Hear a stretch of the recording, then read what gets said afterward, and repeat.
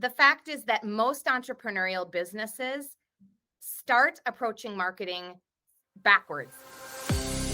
Welcome to the Chaos to Clarity Show, where we help entrepreneurs unlock the next level of growth. I'm your host, Gary, CEO and co-founder of Whale.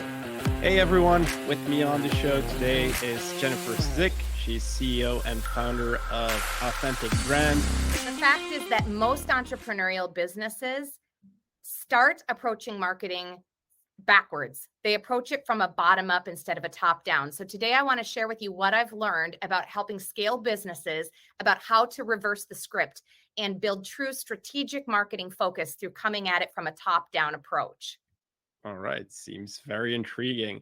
So I'm going to put you in the spotlight for the next 7 to 10 minutes and let you share us the different steps or points in getting this done in your business. So go ahead and share what you got. All right, I'm stepping up onto the soapbox. Here we go.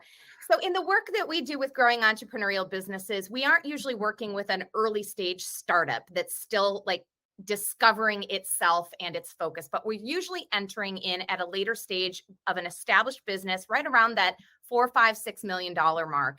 And at that point, most of the clients we work with have been founder-led, sales-driven, entrepreneurial companies who've experimented and explored a lot of paths to find a point of traction for growth. And by the time they get to that point in their growth cycle, they will have committed naturally many different random acts of marketing surrounding their growth. And they probably have not yet had a senior level marketer on staff. They've built an executive team that's been a little more operations and sales focused. That's just a natural evolution of a lot of entrepreneurial businesses. So it's no surprise that when we start having conversations with CEOs and executives of small and mid-sized growth businesses, they're at the point of frustration where they feel like we've invested time, money, and resources in marketing, and we've tried a lot of things with agencies and freelancers and trying to hire and build a team, but we're not sure we're moving the needle in the right direction. And so often the conversations start with them by asking very tactical, and this is where I talk about reversing the script. So usually the conversations start at a point of tactical questions. Should we be investing more in search marketing? Should we be investing more in email campaigns? Should we pull back on our ad spend? Do trade shows even fit our model, right? Lots of tactical questions at the lower levels of marketing. And so our job to help those businesses overcome random acts of marketing and help them help themselves is to challenge them to reverse the script and start at the top. And so their business has done a lot to build the growth that they've had so far. Now they need to align marketing to that growth vision. We work with many businesses who use operating systems like EOS, for example, entrepreneurial operating system, to help organize their business vision. And that's a great accelerant for strategic marketing.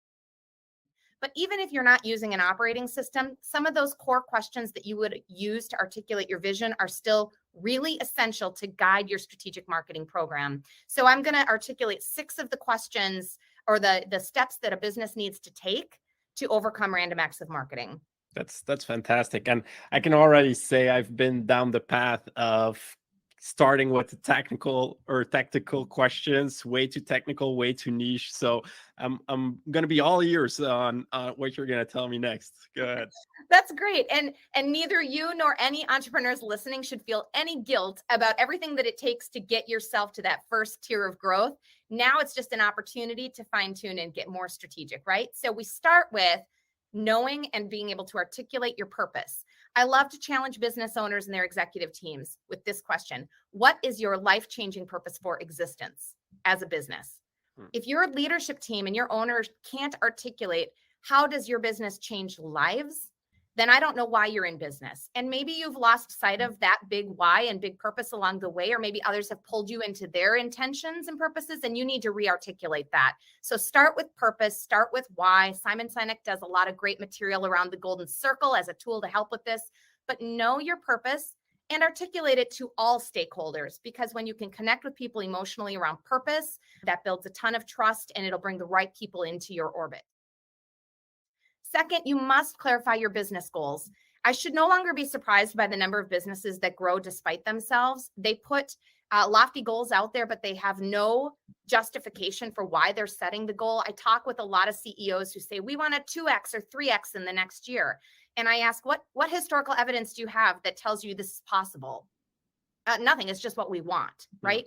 Okay, you need to be more pragmatic about what your business goals are and how you can prove and build credibility with your whole team that it's possible and you can get there. So you need to know what the business goals are that you're aiming for and make sure everybody's clear on how their role contributes to the goal. That's number 2.